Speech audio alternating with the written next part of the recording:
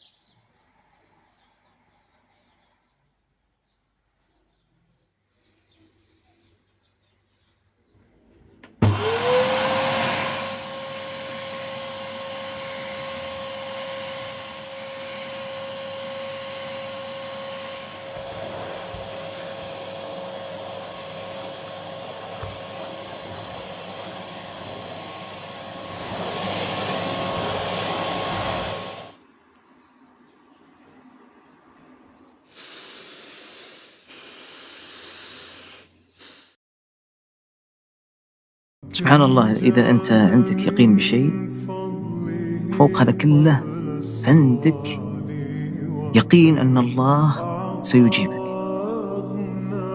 بس تعمل. فعندي اليقين المليون جاي، بس متى كيف لا أعلم. لذلك دائما إذا تعاملت مع الله لا تسأل كيف ولا متى، بس اعمل واصبر وتحمل سيأتيك. إنما أشكو بثي وحزني إلى الله، إلى الله فقط، فقط إلى الله، وأعلم من الله ما لا تعلمون.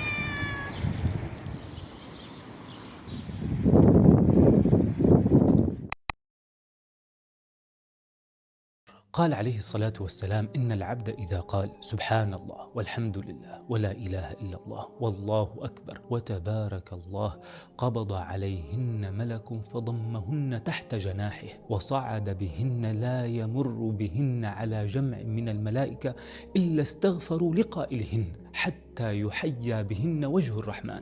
فرددها: وأبشر بغفران الذنب.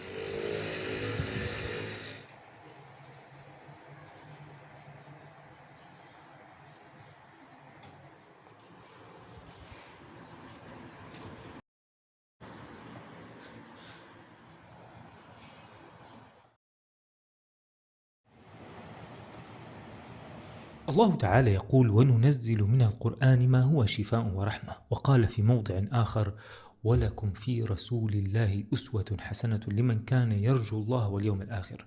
لذلك في هذا المقطع راح أحكي لك عن 11 باب من أهم أبواب تفريج الهم والكرب والحزن وأبواب الفتوحات. أول باب من أبواب تفريج الهم وباب الفتوحات سورة الفاتحة. رسول الله صلى الله عليه وسلم قال لأحد الصحابة: لأعلمنك أعظم سورة في القرآن قبل أن تخرج من المسجد، وعلمه سورة الفاتحة. لذلك يقول العلماء: إذا أردت تفريج غم أو هم اقرأ سورة الفاتحة 3 مرات على نفسك. وبالفعل آيات سورة الفاتحة جميعها باب لتفريج الهم ودعاء لله تعالى بأن يهدينا للصواب. بسم الله الرحمن الرحيم.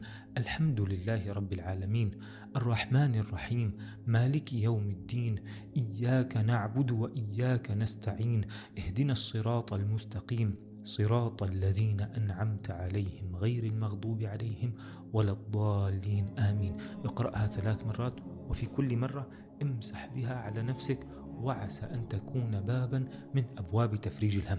ثاني باب أو ثاني مفتاح من مفاتيح تفريج الهم قول رسول الله صلى الله عليه وسلم: الله الله ربي لا أشرك به شيئا. فقد قال رسول الله صلى الله عليه وسلم: ألا أعلمك كلمات تقولنهن عند الكرب؟ الله الله ربي لا أشرك به شيئا. فعندما تقول هذه الكلمات عند الهم تتوجه إلى الله مباشرة ليفرج لك غمك، والله تعالى يتولى تفريج كربك وألمك. فقط أعد هذه الكلمات، يعني ما تقولها مرة واحدة وتستنى الفرج، لا، عيدها مرة و2 و3 و4 لحتى توقن أن رب العالمين هو الوحيد القادر على تفريج همك، وبيده أسباب كل البشر ومفاتيح البشر الذين سيسخرهم الله تعالى لتفريج كربك وألمك. ثالث باب واحد من أجمل أبواب تفريج الهم والكرب، واللي مجربه الكثير من الناس إذا ما كل الناس: لا إله إلا أنت سبحانك إني كنت من الظالمين. فعندما ابتلع الحوت سيدنا يونس عليه السلام قال: لا إله إلا أنت سبحانك إني كنت من الظالمين. فقال تعالى: فنجيناه من الغم. لأنه أصعب الأحوال اللي ممكن تمر فيها ما هي إنك تكون بنص الكرب أو ببطن الحوت، ولكن يكون عندك غم في نص المعاناة اللي عم تمر فيها. لذلك الله تعالى لم يقل فنجيناه من الحوت، ولكن قال فنجيناه من الغم، ولم يختص الأنبياء بذلك، مشان ما تقول هاي الآية موجهة للأنبياء فقط. لا أبدا، الله تعالى قال فاستجبنا له ونجيناه من الغم وكذلك ننجي المؤمنين.